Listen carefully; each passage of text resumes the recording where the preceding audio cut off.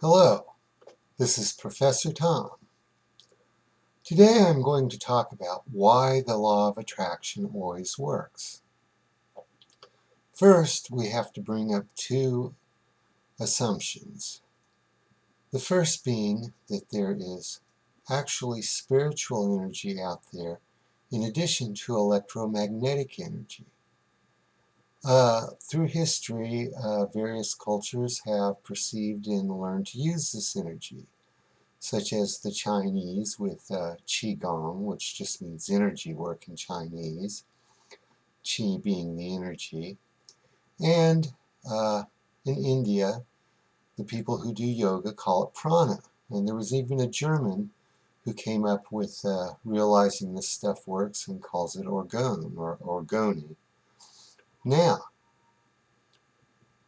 the other assumption is that electromagnetic energy and spiritual energy or Qi interact together. Okay, now you also have to make the assumption that there's a spiritual world out there, spiritual energies, beyond the physical that you can perceive with your five senses. So, let's talk about this a while. If we assume that there is the spiritual energy, and a lot of people can feel it,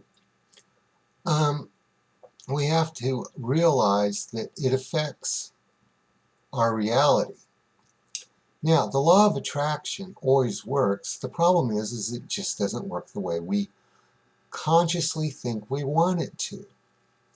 So, what happens is we put out thoughts, a lot of them subconscious, that affect the vibration of the spiritual energy that we're putting out.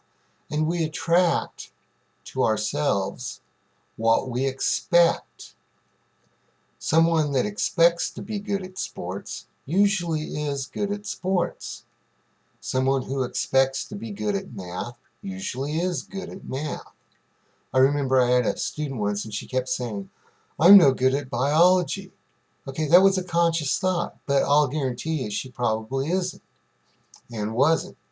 And the whole thing is I've noticed that I would have students who knew everything. I would talk to them before the test, but they would say, "Oh, I'm a C student." And gosh, you know what? They would get a C. Their mind put out the vibration. Now,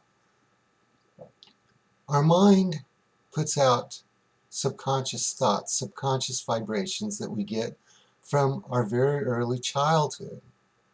And so consequently, we start figuring out who we are, where we belong, and we attract that to us. If we're born middle class, we generally tend to think that we're middle class. And that's about as much as we can attract to ourselves as a middle class lifestyle. It's another thing that I call the curse of the familiar. What's familiar to you is how your spiritual energy vibrates out from you, and then it attracts it back to you. Now, there are ways to start making a change. One of them is to go in and reprogram your subconscious. There are various ways to do this: neurolinguistic programming, affirmations, but that's a hard one and takes a long time, and you have to be in the right state of mind, meditation.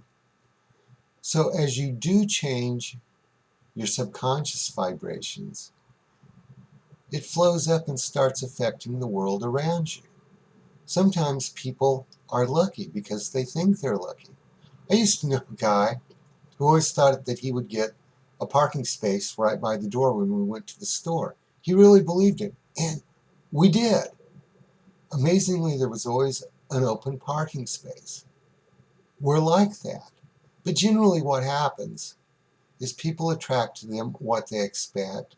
If they think they're a loser, they're going to continue to be a loser. If they think that they belong in the middle, they're going to stay in the middle.